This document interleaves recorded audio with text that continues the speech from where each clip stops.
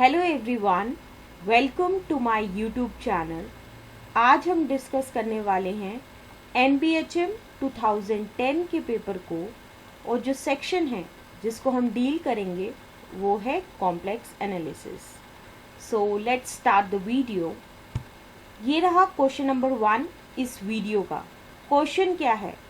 Evaluate integral over C dz divided bye z² plus 4 का whole square. हमें क्या करना है? बेसिकली इस इंटीग्रल की जो है वो वैल्यू को कैलकुलेट करना है ओवर द C। अब ये C क्या है? ये C जो है वो रिप्रेजेंट कर रहा है वो सभी z belongs to C such that mod of z minus iota is equal to 2 के बराबर है। और साथ ही साथ जो है इस क्वेश्चन में हमें उसकी डायरेक्शन भी गिवन है, that it is described in anti-clockwise direction or you can say that positive direction। ठीक है, so here comes the solution। सबसे पहले तो हम एक रिजल्ट को जो है वो डिस्कस करेंगे जिससे जो है हम यूज़ करके इस क्वेश्चन को निकाल सकते हैं। तो वो रिजल्ट क्या है? Cauchy integral formula for derivatives. अब स्टेटमेंट क्या है इसकी? Let f be an analytic function in a simply connected domain D and z0 belongs to D। इस केस के लिए क्या होना चाहिए कि f जो होना चाहिए वो एक एनालिटिक फंक्शन होना चाहिए एक सिंपली कनेक्टेड डोमेन D में, और साथ ही साथ जो है एक पॉइंट जो कंटेन्ड होना चाहिए D में। वो पॉइंट क्या होना चाहिए? सपोज करके चलते हैं कि z0 belongs to D है।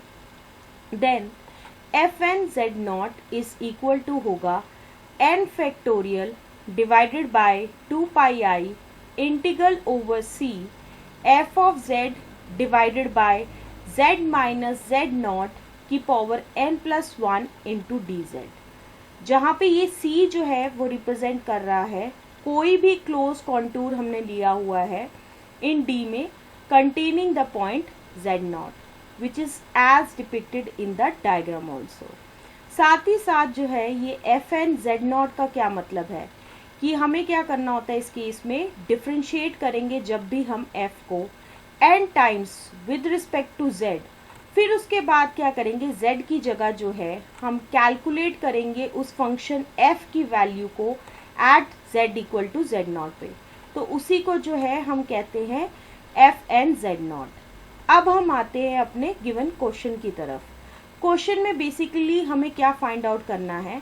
हमें फाइंड आउट करनी है value of the integral over the C that is dz divided bye z² plus 4 का होल स्क्वायर। अब ये जो डिनोमिनेटर में z² प्लस 4 का होल स्क्वायर है इसको हम फर्दर ऐसे भी लिख सकते हैं that it is equal to integral over C dz divided by z plus 2 iota into z minus 2 iota का होल स्क्वायर, जिसको फर्दर हम ऐसे भी लिख सकते हैं that it is equal to होगा integral over C dz divided by z plus 2 iota का whole square into z minus 2 iota का होल स्क्वायर। ठीक है, अब अगर हम इस गिवन इंटीग्रल को जो है कंपेयर करेंगे उस इंटीग्रल से जो Cauchy integral formula for derivatives में है, तो हम ये कह सकते हैं कि इस केस में जो गिवन क्वेश्चन के केस में जो है C जो है वो किसके बराबर है? ऑल दो z belongs to C such that mod of z minus iota is equal to जो है वो 2 के बराबर है। अब बेसिकली ये है क्या? ये एक सर्कल होता है जिसका सेंटर किसके बराबर होगा? आयोटा के, और रेडियस जो है वो इक्वल टू 2 के बराबर होगा which is as depicted in the diagram also. साथ ही साथ जो है f ऑफ z जो है वो किसके बराबर होगा? 1 divided by z plus 2 iota का होल स्क्वायर के बराबर होगा।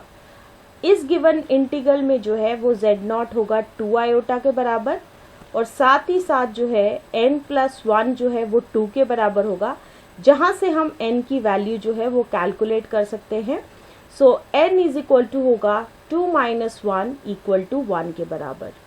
सो now using the Cauchy integral formula we have अब जब हम कॉची इंटीग्रल फॉर्मूला यूज करेंगे तो क्या मिलेगा हमें, 1 factorial divided by 2 pi i integral over c 1 divided by z plus 2 iota का whole square divided by z minus 2 iota का whole square into d z which is equal to है f dash 2 iota.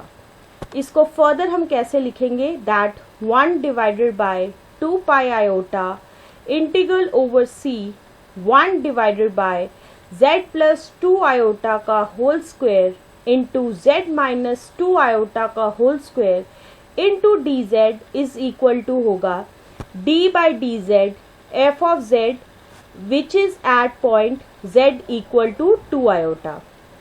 अब हम क्या करेंगे, right hand side को further simplify करेंगे। So हमें क्या मिलेगा, सबसे पहले तो हम एफ ऑफ जेड की जो है वो वैल्यू को पुट कर लेते हैं। So it is equal to होगा d by d z 1 divided by z plus 2 iota का whole square at z equal to 2 iota. So अब हमें क्या करना है, सबसे पहले डिफ्रेंशिएट करना है 1 divided by z plus 2 iota का होल स्क्वायर को विद रिस्पेक्ट टू z के। तो हम कर लेते हैं, विच इज इक्वल टू होगा -2 divided by z plus 2 iota का whole cube at z equal to 2 iota.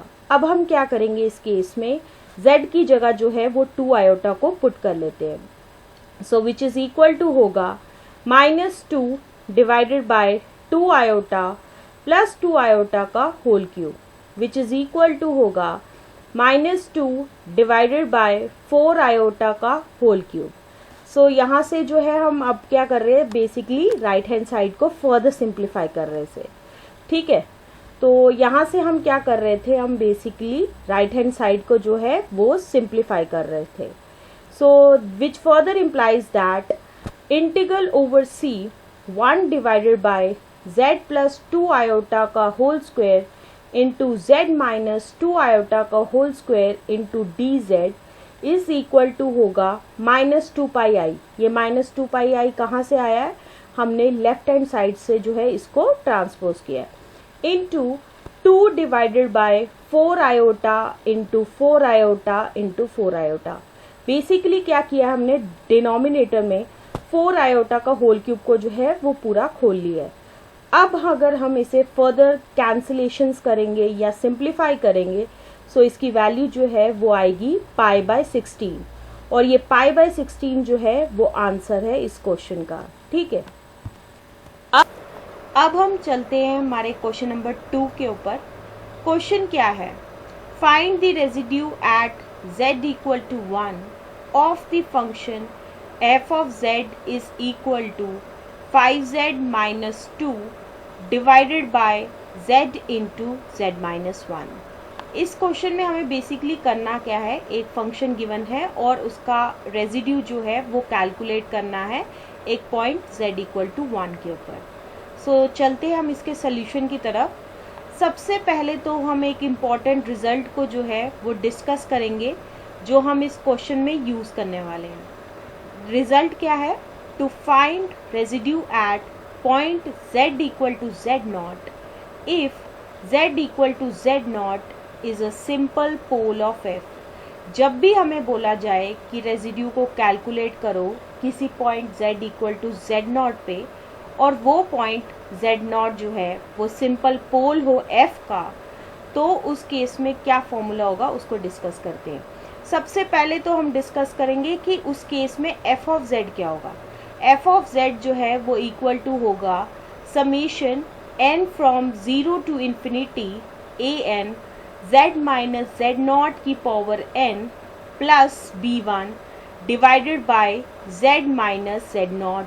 ठीक है, सो f ऑफ z जो है वो इस केस में ऐसा होगा।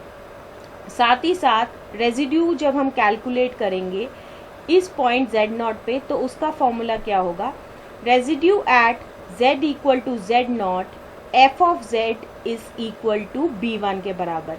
b1 क्या है, कोफिशिएंट है 1 divided by z minus z not का, और इसको फर्दर जो है हम ऐसे भी लिख सकते हैं that it is equal to होगा limit z tends to z not z minus z not f of z के बराबर।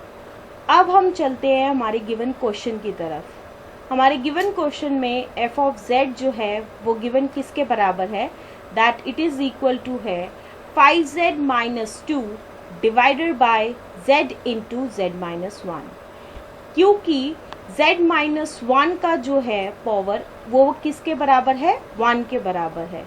सो इसीलिए जो है वो z इक्वल टू 1 जो है वो सिंपल पोल है f का। So using the above result हम कैलकुलेट कर सकते हैं रेजिड्यू को।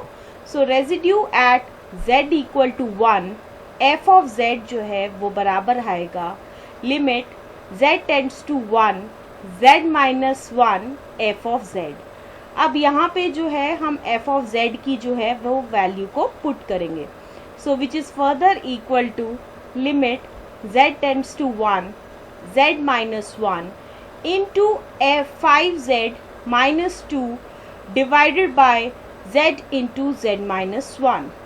अब हम z minus 1 और z minus 1 को जो है वो कैंसिल आउट कर लेते हैं।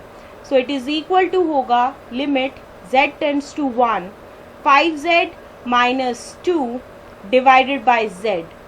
अब हम क्या करेंगे इस केस में, z की जगह जो है वो 1 पुट करेंगे। So it is equal to होगा 5 minus 2 divided by 1 which is equal to होगा 3 के बराबर। तो हमने यहाँ से क्या कर लिया, रेजिड्यू की वैल्यू को जो है वो कैलकुलेट कर लिया। So therefore residue at z equal to 1 f of z जो है वो 3 के बराबर होगा। So this is the answer of this question. With the explanation of this question, this is the end of this video. Thank you.